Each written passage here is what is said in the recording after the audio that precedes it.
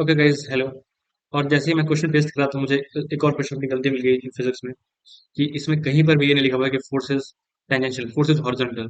तो नॉर्मल वो सब चेंज हो जाएंगे। ठीक है, वो फिर लास्ट में सॉल्व कर लेंगे। पर वो हैबिट का पार्ट हो जाता है ना कि टेंशन लेना, तो ये गलती है फॉर श्योर।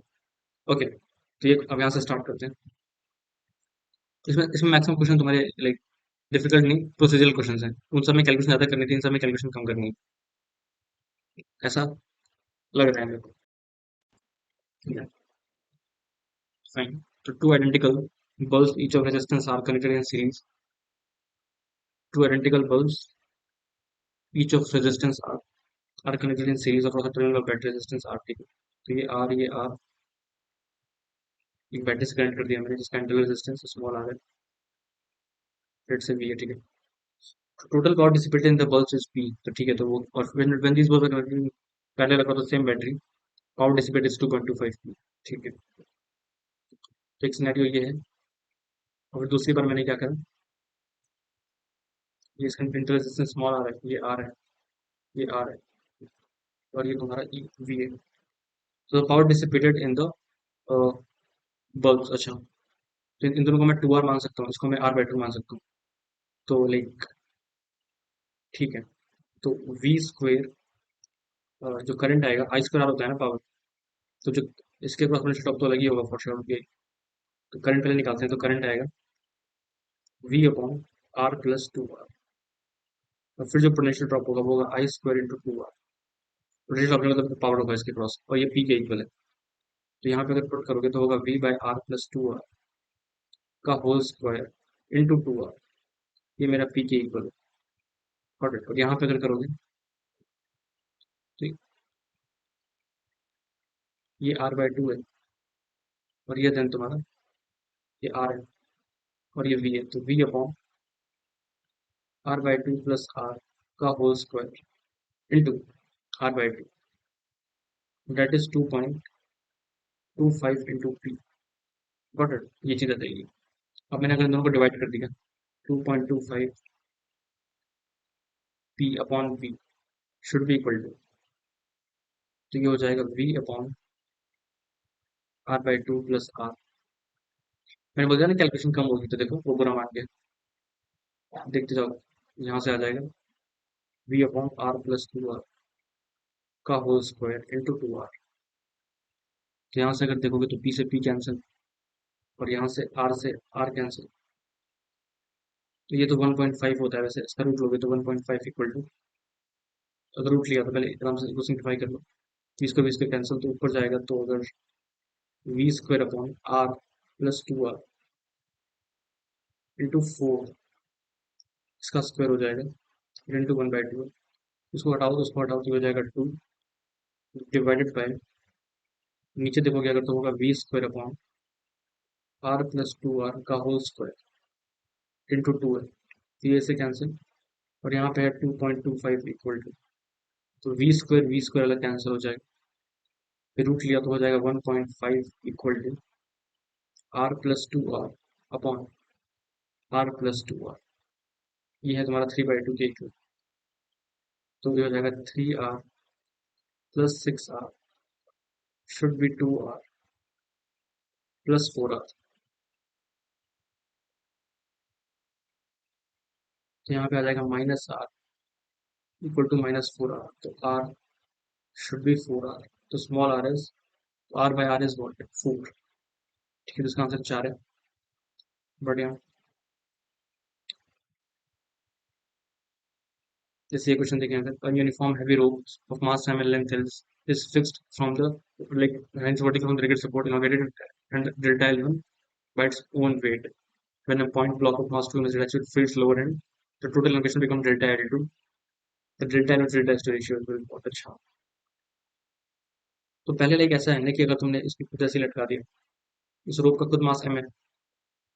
ये भी अच्छा क्वेश्चन है, मतलब अच्छे क्वेश्चंस आए हैं guys. It's not easy question. इसको अगर सॉल्व करोगे, ये तुम्हारे जो है इसका जो मास है m है, और जो लेंथ है वो l है।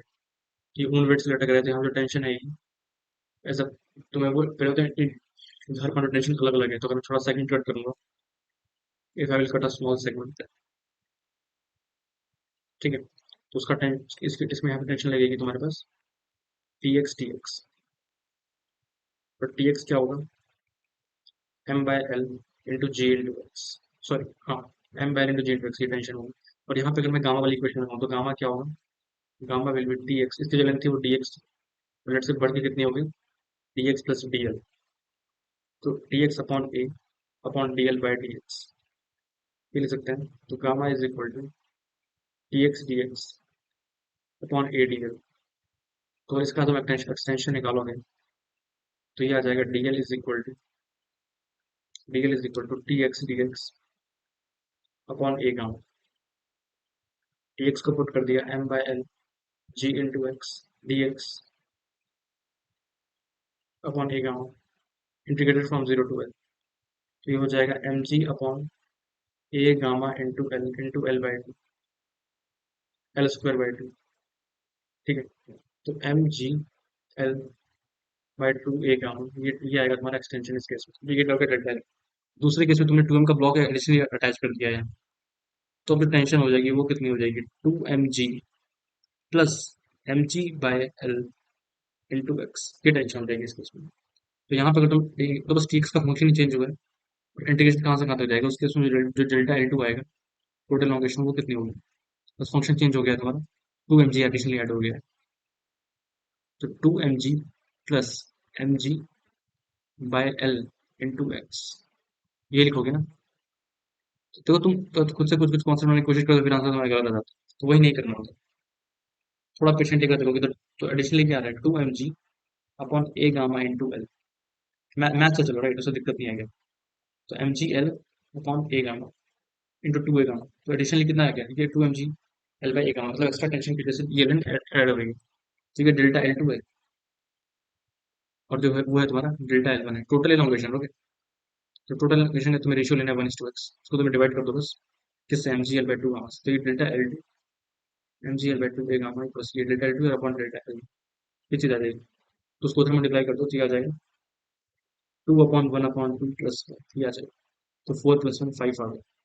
तो what ये क्वेश्चन डिफिकल्ट नहीं था, बट ट्रिकी तो था ही, बट ये डायोड का क्वेश्चन सिंपल सा होगा ऑफ कोर्स, क्योंकि डायोड है। तो ये बोल रहा है कि D one is germanium diode, D two silicon diode, दोनों का पॉइंट थ्री और इसका पॉइंट थ्री होता है, ये अब गिवन है मतलब पॉइंट थ्री है जर्मेनियम, और जर्मेनियम का इसका पॉइंट सेवन है। तो यहाँ पे जीरो है, तो यहाँ पे जीरो है, मुझे करंट कैलकुलेट करना है। ठीक है, तो दोनों के दोनों तुम्हारे क्या है, फॉरवर्ड बायस्ड है। The current drawn from the source,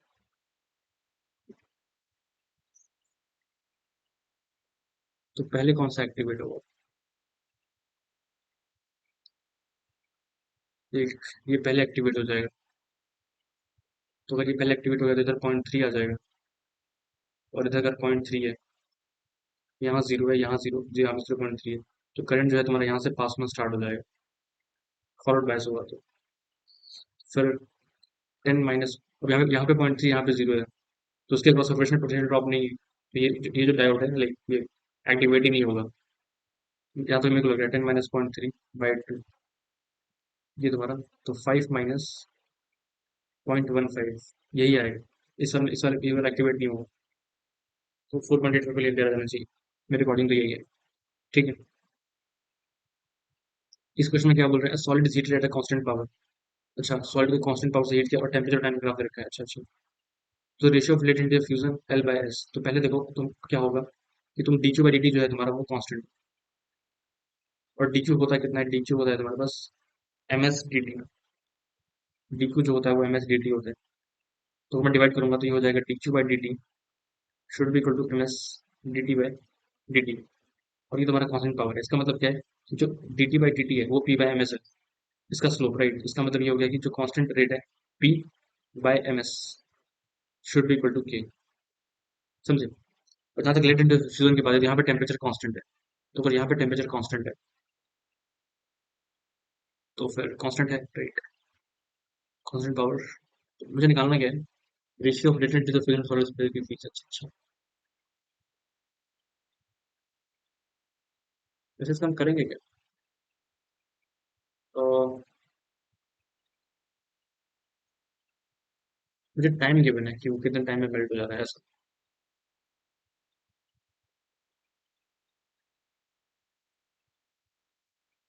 L by S. अच्छा अच्छा।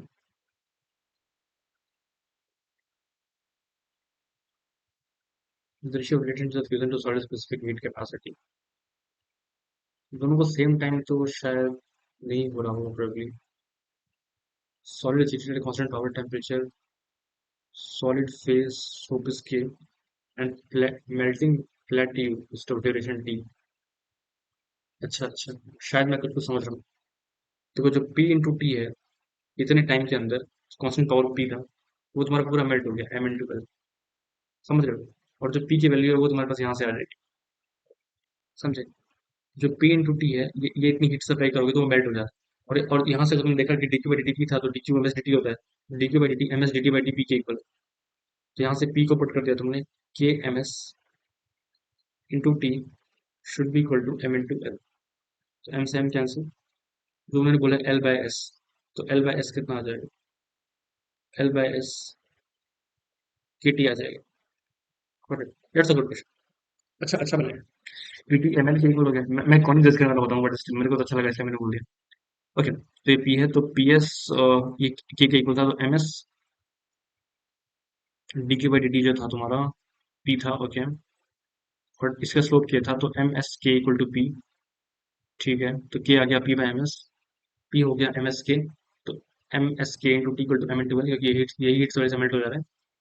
और फिर यहाँ से फिर आ जाएगा एल बाई इक्वल टू के टी। तो एल बाई पूछा हुआ तो के टी आ जाएगा। बट बढ़िया। तो कोई और क्वेश्चन उसी कॉन्सेप्ट पे है। ये पूरा कॉन्सेप्ट जैसे खाना कवर हो जाएगा। इन्होंने क्या बोला है, 4 kg ऑफ आइस। तो 4 kg आइस ले ली हमने, -20 डिग्री सेल्सियस पे। इसमें मिक्स कर दिया 20 kg water, 20 degree, I mean 10 degree Celsius पे। और फिर finally masses of the water to the mass of ice function. अच्छा अच्छा, तो एक बार अगर जिसको नहीं आता है वो एक बार सीख ले कैसे करते हैं क्वेश्चन को। तो सबसे पहले देखो, तुम्हारे पास क्या है, 4 kg आइस है, तो और यहाँ पे 20 kg वाटर है। तो देखो हीट फ्लो कैसे होती है, हाई टेम्परेचर लो टेम्परेचर में, जो ज्यादा गर्म है वही तो ठंडा करेगा। Okay fine, 4 kg ice -20 degree Celsius, like water water 10 degree Celsius. तो यहाँ पे सबसे पहले क्या होगा कि इसको मेल्ट होना है, राइट? ये ये वैल्यूज बड़ी गंदी गंदी सी होती है। Okay fine, just a minute, अभी करते हैं। फाइन, कंटिन्यू करते हैं। यार वो क्वेश्चन में बड़ी कैलकुलेशन करनी पड़ेगी उसको, मैं अभी तो नहीं कर पाऊंगा। पहले मैं सारे आसान आसान कर लेता हूँ। इसमें कम कैलकुलेशन, आसान आसान से मेरा मतलब सिर्फ कैलकुलेशन नहीं होता है, क्योंकि एग्जाम में लिखा है। Okay fine. ओके, पहले ये वाला करते हैं, ये सबसे सिंपल है, तुम भी कर ही लोगे। क्या होता है, ओमेगा टी प्लस के एक्स होता है ना, राइट? तो यहाँ पे वाई में डायरेक्शन ट्रैवल कर रहा है, तो वो दे रखा है। तो अगर तुम, और ओमेगा बाई के क्या होता है, स्पीड होती है। और जो म्यू होता है वो क्या होता है, जो बेसिकली जो क्या बोलते हैं उसको, रिफ्रैक्टिव इंडेक्स, वो क्या होता है? ये पढ़ा होगा ना formula, mu naught epsilon naught into C square. ये वैक्यूम में होता है। और वैक्यूम में क्या होता है, mu naught mu R epsilon naught epsilon R into V square equal to. तो दोनों को डिवाइड करोगे तो क्या आ जाएगा? जिनको नहीं है उनको बता देता हूँ, कुछ बहुत लोगों को पता ही नहीं होता, पर बोर्ड बोर्ड तक में रखा होता है। Epsilon R equal to 1 into V square. तो यहाँ से सी बाई वी का स्क्वायर कितना आ रहा है, म्यू आर एप्सिलॉन आर। तो ये एन स्क्वायर है रिफ्रैक्टिव इंडेक्स का। तो जो रिफ्रैक्टिव इंडेक्स आता है वो कितना होता है, म्यू आर एप्सिलॉन आर। ठीक है, ये पता होना चाहिए। तो यहाँ पे अगर तुम देखोगे ओमेगा बाई के, तो ओमेगा ये रहा, तो 2 × 10⁻11 अपॉन 10⁻3। तो 2 × 10⁻8 जो आएगा वो तुम्हारा क्या आ जाएगा, वो रिफ्रैक्टिव इंडेक्स आ जाएगा। और तुम फिर देख सकते हो, सॉरी ये लाइट उस मीडियम में स्पीड लाइट ऑफ मतलब स्पीड स्पीड ऑफ लाइट है, फाइन। तो रिफ्रैक्टिव इंडेक्स कितना आ जाएगा, सी बाई वी होता है, तो 3 × 10⁻8 अपॉन 2 × 3⁻8। तो रिफ्रैक्टिव आ गया 3/2, तो 3/2 is equal to epsilon R mu R. मतलब एप्सिलॉन म्यू आर, तो म्यू आर 1 है और इंटू एप्सिलॉन आर, इसको करता है 9/4 2.25 हो जाएगा। ओके, बढ़िया।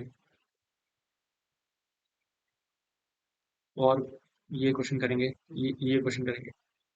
ये क्या बोल रहा है, 3 पॉइंट चार्जेस QA 1 नैनो, ठीक है। ये the warden breaking the fourth QD from +4, मतलब लाइक दिस वन, इन्फिनिटी तक फोर्थ करोड़ द स्क्वायर। तो 3 पड़े हुए थे, तो यहाँ पे जब लेके आओगे तो क्या हमें कितना वर्डन करना पड़ेगा? अच्छा, तो यहाँ पे QA QB Q से सारे डिफरेंट सही है, जैसे QA Q इक्वल सेम है, उसको काम करते हैं Q -2Q, और इसको बोलते हैं Q नॉट, ठीक है। तो यहाँ पे जब लाओगे तो हो जाएगा K, इस वाले इससे डिस्टेंस कितना है? डी है, मान लो ये डी है, ये डी है, ये भी डी है, और इसमें से डिस्टेंस कितना है? √2D है, तो K³/D प्लस K³/D, और ये है तुम्हारा plus K into -2Q by √2D। That's it, that's it guys, into Q not. ये सब इजी क्वेश्चन है, समझ रहे हो? तो तुम्हें जो आपको करने हैं एग्जाम, फॉर श्योर करनी है, K³ Q not 1/D plus 1/D 2/D minus 2/√2D, तो K³ Q0/D 2 - रूट। यहाँ पे अगर करेंगे तो 9 × 10⁻⁹ इंटू इंटू ये हो जाएगा तुम्हारा Q कितना है, 1 × 10⁻⁹ इंटू Q0 है तुम्हारे पास 4 × 10⁻⁹ डिवाइडेड बाय D। D कितना है, तो 3 × 10⁻⁻2 K³ Q0 2 - रूट 2, ये चीज आ गई।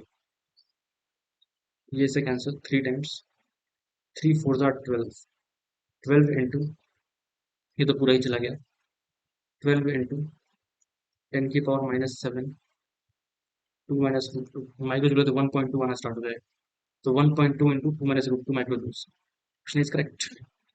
Got it guys? तो ये आपको करना है सबसे पहले एग्जाम्स में। बस ये क्वेश्चन पढ़ते हैं। Two cells of EMF 6 volts and 12 volts, similar resistance are connected to external resistor of, अच्छा, एक सीरीज में के पैरेलल में, अच्छा आराम से पढ़ते हैं। Two cells EMF this intelligence are okay, are connected to external resistance. The current passing through the resistance is found to be same when the cells are connected in series resisting each other or in parallel when the terminals connected together। अच्छा,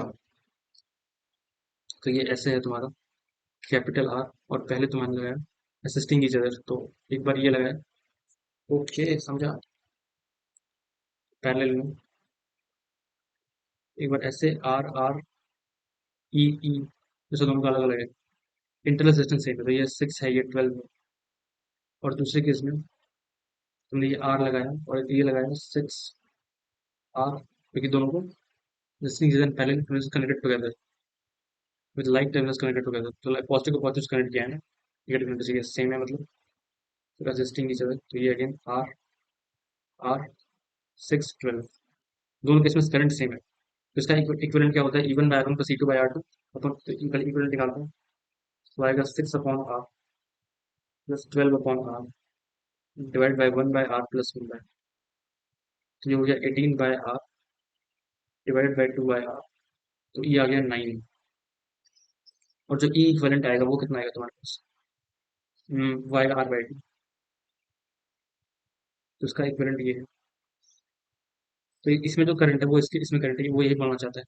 और इसका replacement कैसे आएगा, इस वाले का replacement होगा, ये R है, और ये हो गया 18, और ये हो गया 2R, और ये हो गया 18। तो यहाँ से अगर लिखोगे तो क्या लिखोगे,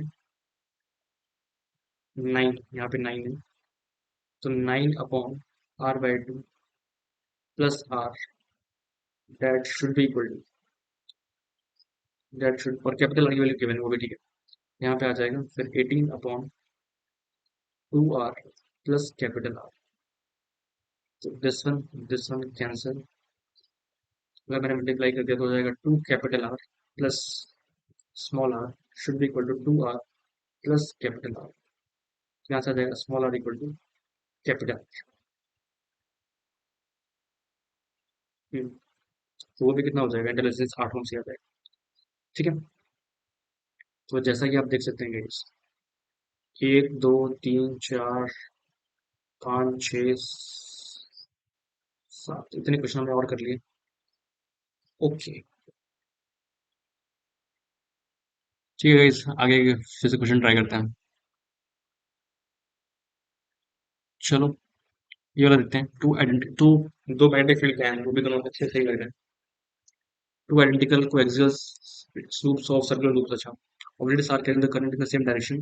Their centers are divided by the distance of root 3 r. The magnetic field produced by the single loop at its own center is 80. अच्छा, तो एक r का है और दूसरा तुम्हारा क्या है? Two identical is the current of so okay, the same but then the centers are separated by distance root 3 r. ठीक है, सेम डायरेक्शन ठीक है। ये सेंटर जो सेपरेशन रूट 3 r है तो क्या है?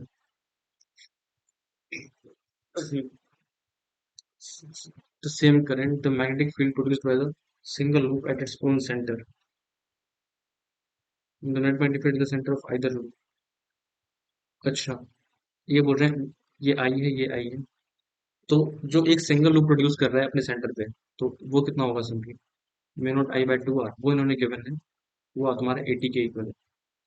तो यहाँ पे जो इसकी जो डायरेक्शन होती है, मतलब इस पॉइंट पे बात करें, तो इसकी डायरेक्शन किस सेंस में आती है? इस सेंस में आती है ना मैग्नेटिक फील्ड इसकी, जो कि तुम लाइक जो ड्राइव करते थे तो उसका ऐसे होता था। आउटपुट होती है कि इनवर्स होती है, पता नहीं, याद नहीं आ रहा ना। आओ चेक कर लेते हैं। अगर मैंने ऐसे डायरेक्शन में करंट लिया है, तो लाइक इसका मैग्नेटाइज मूवमेंट कैसे बनता था? अरे यार, ये कंफ्यूजन बिल्कुल पसंद नहीं मेरे को। ठीक है, निकाल के देख लेते हैं। और इस वाले का फिर वो आता था mu not I R square upon 2 times R square plus x square की पावर 3/2, तो 4 r स्क्वायर की पावर 3/2 हो जाएगा।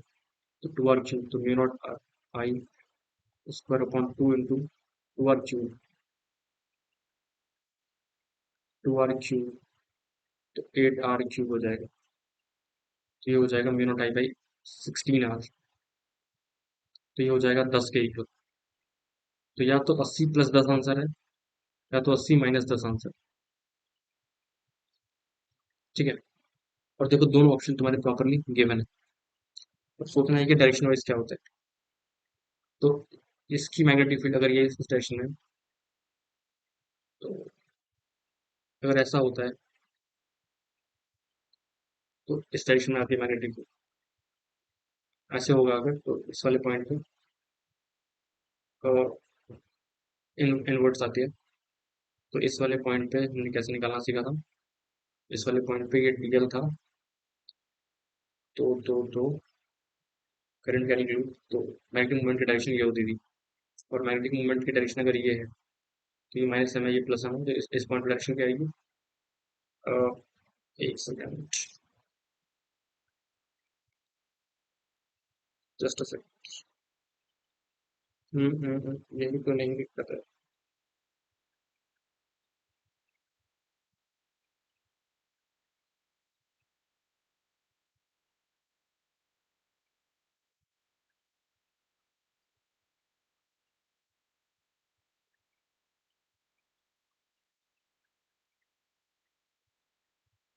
अगर ऐसे होता है करंट तुम्हारा, तो सेगमेंट की वजह से हम आउटपुट्स आती है। और यहाँ पे इस डायरेक्शन में इसकी सेल्फ की वजह से क्या आएगी? सेल्फ की वजह से इनवर्ट्स आएगी इस डायरेक्शन में।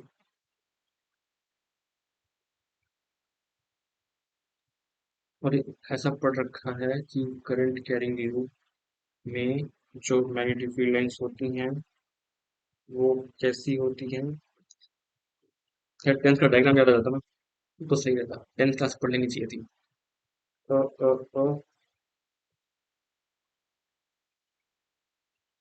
Just a second.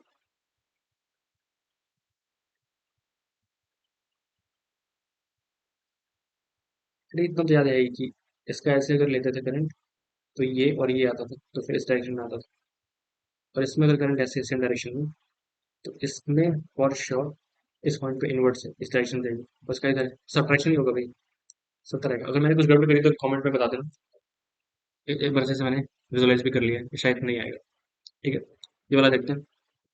Three like three long straight parallel current carrying wires, triangle है तुम्हारे पास। यहाँ पे 3 वायर्स लगे हुए हैं। और तीनों में करंट सेम फ्लो हो रहा होगा शायद। हाँ, मुझे निकालना है थर्ड वायर पे एक कितना फोर्स लगेगा, तीनों इक्वल ट्रायंगल फॉर्म कर रहे हैं। तो इसकी वजह से मैग्नेटिक फील्ड सिलेक्शन यहाँ पे होगी ऐसे, इसकी वजह से कैसे होगी, इसकी वजह से इसके परपेंडिकुलर होगी। तो ये 60 था तुम्हारा, ये इसके परपेंडिकुलर है, तो ये 30 हो गया, और ये फिर 60 हो जाएगा। तो जो नेट मैग्नेटिक फील्ड लग रही है इस वायर पे, ये मेरा वायर है, इसमें नेट मैग्नेटिक फील्ड किधर रहेगी, ये बी है, ये भी बी ही है। तो मैं वर्टिकल हॉरिजॉन्टल पे चाहूँ तो रिजॉल्व कर सकता हूँ, ऐसी कोई बात तो नहीं है, ये प्रॉपर वर्टिकली है। तो इस डायरेक्शन में अगर देखोगे तो ये होगा बी कॉस 60, ये हो जाएगा बी साइन 60। तो बी प्लस बी कॉस 60 हो जाएगा 3b/2, 3b/2, 3b/2, और ये आ जाएगा फिर √3b/2। इसका नेट रिजल्टेंट कितना आ जाएगा, 9b² by 4 plus B plus 3b² by 4, 9 से 12 आ जाएगा √3b आ जाएगा, तो मैग्नेटिक फील्ड है। अब उसके बाद लाइक ये जो करंट कैरिंग वायर है, इसका मैग्नेटिक फील्ड का जो डायरेक्शन आ रही है, एक ये था कुछ इस डायरेक्शन में आई, और वो आ गई √3b, और करंट ऐसे जा रहा है अगर, तो क्या हो जाएगा, आई एल बी फोर्स होता है, इसमें करंट है तुम्हारे पास आई, और बी हो जाएगा μ0 I/2 πr, राइट। तो आई इंटू बी की वैल्यू तो वही रहने वाली है, लेकिन एल की एल तो एल है, और ये एल भी सेम ही है, तो μ0 I/2 π L, ये बी की वैल्यू है, लेकिन जो बी है वो बी नहीं है, √3 टाइम्स है। तो एल से एल कैंसिल, जितने भी लेंथ का तुम लोगे उससे फर्क नहीं पड़ेगा, μ0 I²। अच्छा नहीं सॉरी, ये एल तो साइड वाला है, ये ये जितने लेंथ पे निकालना है, ये एल दूसरा होगा ना, ये एल डैश है, और ये तो साइड वाला है ना, गॉट इट। वो 25 है, अभी गड़बड़ हो जाती है। मुझे 25 सेंटीमीटर की लेंथ पे फोर्स निकालना चाहिए, एल डैश है, ये 25 सेंटीमीटर हो, और μ0/2 पाई लिया तो ये वाला एल है, इसको ए कर लेते हैं एक बार को, इसको एल रहने देते हैं, फाइन। तो फिर हो जाएगा μ0 I², μ0 I² upon 2 pi into L over A into √3, ये चीज आ जाएगी। अब मिनट 4 10 के पावर -7 होता है, तो ये हो जाएगा 10 की पावर -7 इंटू 2 इंटू, ये हो गया तुम्हारा 2 10 की पावर -7, I² कितना हो जाएगा, आई है मेरे पास 10 एम्पियर, तो 10 का स्क्वायर इंटू लेंथ हो जाएगी तुम्हारे पास 10 सेंटीमीटर उसकी, ओ उसकी उसकी 25 के जैसे फोर्स निकालना है, और उसकी 10 है, और इंटू √3 हो गया, तो ये क्या 5/2, तो 5/2 इंटू 2 इंटू √3 इंटू 10 की पावर -5, 5 √3 10 की पावर -5 आ जाएगा, ऑप्शन बी। ठीक है, बढ़िया। ये वाला क्वेश्चन कर लेते हैं। An elevator starts from rest with a constant acceleration 2 metre per second square, coins are dropped from at regular intervals, the first coin is dropped. अच्छा, एक एलिवेटर से स्टार्ट हुआ, ऊपर जा रहा है, तो 2 मीटर पर सेकंड स्क्वायर से, coins are drop, first coin is dropped at T equal to 0। अच्छा, तो ठीक है, तो पहले तो लाइक पहले वाला जो कॉइन है वो तो जस्ट फ्री फॉल करेगा, फोर्थ कॉइन हमने ड्रॉप, तो टी इक्वल टू 1 पे दूसरा कॉइन हुआ होगा, टी इक्वल टू 2 पे, टी इक्वल टू 0 पे फर्स्ट हुआ, टी इक्वल टू 1 पे सेकंड हुआ, टी इक्वल टू 3 पे ये हुआ, और टी इक्वल टू 3 पे फोर्थ कॉइन हुआ। तो fourth coin drop equal 3 seconds, the distance between the first the second and third coins at equal to 3 seconds. अच्छा, तो सेकंड और थर्ड कॉइन, तो वो टी इक्वल टू 1 पे ड्रॉप हुआ था, तो टी इक्वल टू 1 पे जब लेट्स से यहाँ पे, यहाँ से जस्ट हम यहाँ पे ऑलरेडी एच हाइट पे है, ठीक है, यहाँ पे ऑलरेडी जो है हम एच हाइट पे ऑलरेडी है, तो टी इक्वल टू 0 पे जब मैंने पहला कॉइन ड्रॉप करा, मुझे सेकंड और थर्ड पे कंसर्न है, सेकंड और थर्ड हो गया, तो सेकंड वाला मेरा ड्रॉप हुआ है टी इक्वल टू 1 सेकंड पे, तो लेट्स से वो यहाँ पे था ऑलरेडी, टी इक्वल टू 1, ये टी इक्वल टू 1 है, ये टी इक्वल टू 1, यहाँ पे सेकंड कॉइन है, यहाँ पे थर्ड कॉइन है, यहाँ पे 0th कॉइन था, तो first second, second and third हो गया, एक सेकंड नहीं, यहाँ पे सेकंड है, यहाँ पे थर्ड है। तो जब मैंने टी इक्वल टू 1 पे उसको ड्रॉप करा, तो ये ऊपर जा रहा है किस एक्सेलरेशन से, किस एक्सेलरेशन से ऊपर जा रहा है, 2 से, ओके। तो सेकंड कॉइन जो है वो टी इक्वल टू 1 पे हुआ है और ये टी इक्वल टू 2 पे हुआ है। तो v इक्वल टू 80 होगा। उस टाइम इसकी वेलोसिटी जो होगी, जब सेकंड कॉइन ड्रॉप कर रहे हैं उस टाइम वेलोसिटी होगी 2 metre per second, v equal to 80। तो ये ऊपर जा रहा है 2 मीटर पर सेकंड से, और ये गिफ्ट हो जाएगी। और ये कितना ऊपर जा चुका होगा, हाफ 80 स्क्वायर, तो 1/2 इंटू 21 का स्क्वायर, तो 1 मीटर। तो ये x+1 मीटर पे होगा। मतलब ये अगर यहाँ से इसे 1 मीटर ऊपर होगा, यहाँ से टॉप का 1 मीटर ऊपर होगा और 2 मीटर पर सेकंड से ऊपर जा रहा होगा। अब जो थर्ड कॉइन होगा उसकी वेलोसिटी कितनी होगी, 2 इंटू 4, सॉरी 2 इंटू 2, तो उसकी वेलोसिटी होगी 4 मीटर पर सेकंड। और वो कितने मीटर होगा बेस से, वो बेस से होगा तुम्हारा हाफ 80 स्क्वायर में, तो 2 सेकंड होगा। तो 2 इंटू 2 का स्क्वायर, वो तो ऊपर होगा 4 मीटर। पर एक बार चेक कर लो। हाँ, तो श्योर। तो अब बोल रहे हैं कितना डिस्टेंस होगा एट डिस्टेंस इक्वल 3 सेकंड। तो 1 सेकंड बाद क्या होगा, 1 सेकंड बाद इसकी ग्रेविटी एक्सेस तो नीचे 10 लग रही है। तो 1 सेकंड बाद क्या हो जाएगा, यूपी प्लस हाफ इसका यूज करना चाहिए। तो 4 इंटू 1 माइनस 1/2 इंटू 10 इंटू, अगर 4 इंटू 1 माइनस 1/10 इंटू 1 का स्क्वायर, यहाँ से जस्ट ये कन्फिग्रेशन है। तो 1 सेकंड बाद अ, ये टी इक्वल टू 2 पे सेकंड कॉइन रिलीज हुआ है, I mean third coin release हुआ है। तो टिकट इसके लिए एक सेकंड बीते होंगे इस कन्फिग्रेशन से। और ये टिकट 1 पे था, तो इसके लिए 2 सेकंड बीत चुके होंगे। तो 2 सेकंड बाद क्या हो जाएगा, ये यूटी, तो 2 इंटू 1, सॉरी 2 इंटू 2 का, हाँ यूटी, तो 2 इंटू 2 से 2 सेकंड बीत चुके होंगे, -1/2 इंटू 10 इंटू 2 का स्क्वायर। ये हो जाएगा तुम्हारा 4 - 1/2 इंटू 4 इंटू 10, 4 माइनस 20 हो जाएगा -16। तो इस पर्टिकुलर बेस से ये 16 नीचे आ चुका हो 2 सेकंड बाद, 16 मीटर। ठीक है, 16 फॉल हो चुका होगा।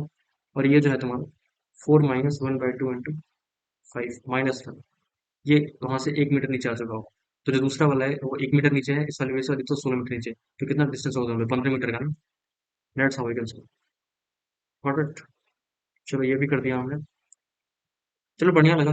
आई गेस एक क्वेश्चन और बचता है, ये एक और पार्ट लाते हैं मैथ का भी, कुछ क्वेश्चन बचे हैं, उसमें डिस्कस कर लेंगे बचे हुए क्वेश्चन है। Thank you.